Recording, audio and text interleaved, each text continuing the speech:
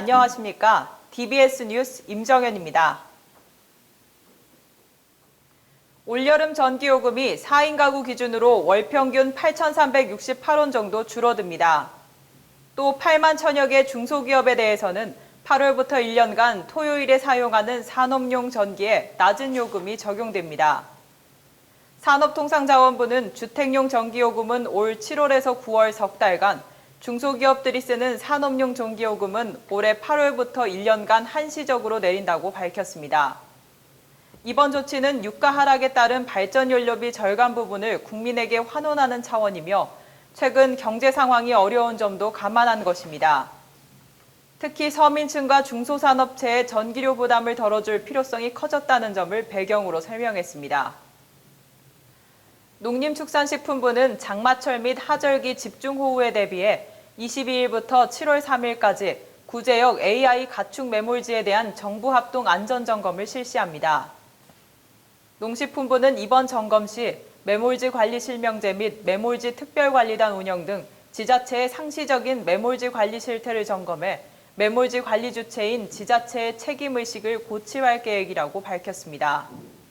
또 현장의 애로사항과 의견을 청취하고 제도 개선 사항을 발굴해 보다 효율적으로 매몰지가 관리되도록 관련 제도도 보완해 나갈 예정입니다.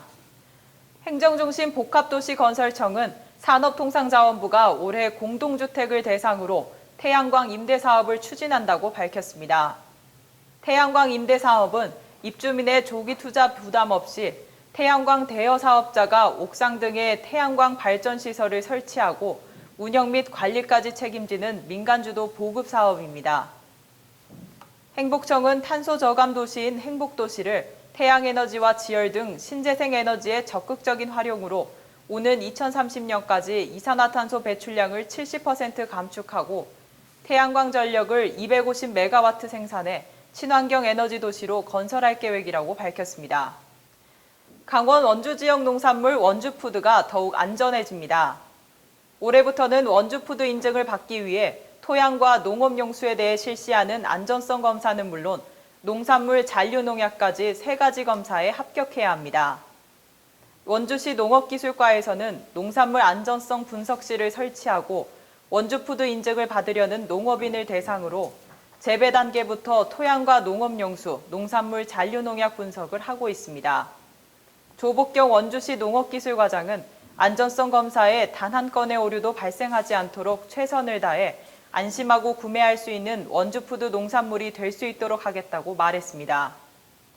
경기 의왕시는 여름철 태풍, 집중호우, 강풍 등 풍수해로 인한 안전사고 예방을 위해 오는 30일까지 5개 광고물 안전점검을 실시한다고 밝혔습니다.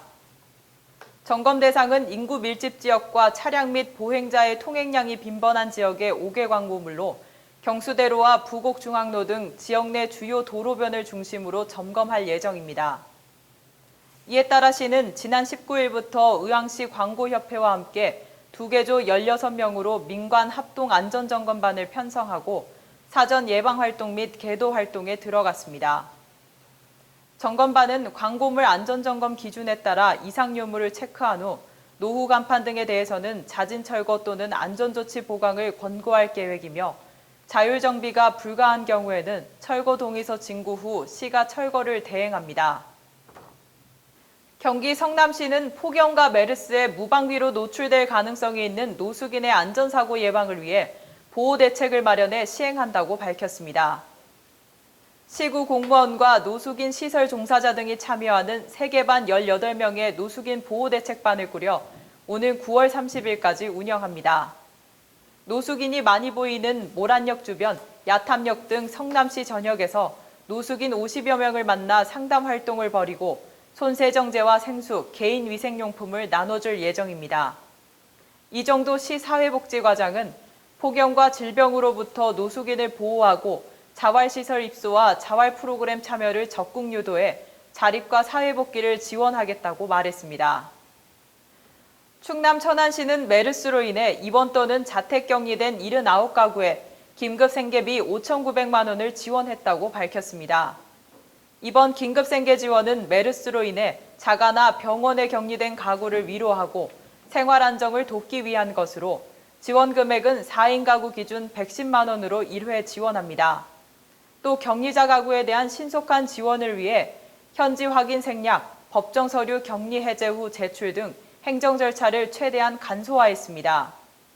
한편 메르스 관련 격리자 지원은 현재 격리된 대상자 및 격리 해제자도 지원 가능하며 탑법에 의해 생계비를 지원받고 있는 기초생활수급자는 제외됩니다. 경북 안동시는 지역 내 생산되는 우수한 농특산물을 보호 육성하고 품질의 차별화로 대외 경쟁력을 높이기 위해 안동시 특산품 지정 심의위원회를 개최했다고 밝혔습니다. 안동시 특산품은 지역에서 생산되는 농축수 임산물류와 제조 가공품으로 안동을 대표할 수 있는 안동소주 등 65개가 대상 품목으로 선정돼 있으며 현재 안동 한지 등 39개 업체 46개 품목이 특산품으로 지정돼 특산품 지정상표를 사용하고 있습니다. 이번 심의위원회에서는 특산품 지정과 상표 사용을 신규로 신청한 참마분말과 찜닭, 또 8개 업체의 연장 신청권에 대한 특산품 지정 여부와 발전 방안을 논의할 계획입니다. 안동시 특산품으로 지정되면 안동인의 미소 안동시 특산품 지정 상표를 부착해 상품을 판매할 수 있어 안동 지역 상품에 대한 신뢰도와 인지도를 높일 수 있습니다.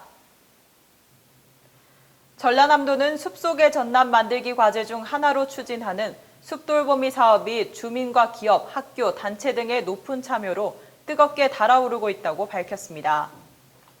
숲돌보미는 전라남도가 공원과 가로수의 주민 자율관리와 숲속에서 가족과 단체 구성원 간 행복을 공유하고 소통할 수 있도록 도입한 것입니다.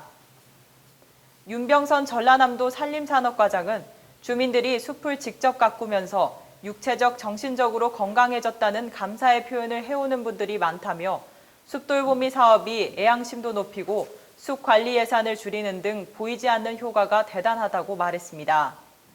전라남도는 올해부터 2024년까지 숲속의 전남 만들기 10개년 계획을 추진 중이며 올해 나무 심기에 국비와 지방비 440억 원을 투입해 약 1,000만 그루를 심을 예정입니다.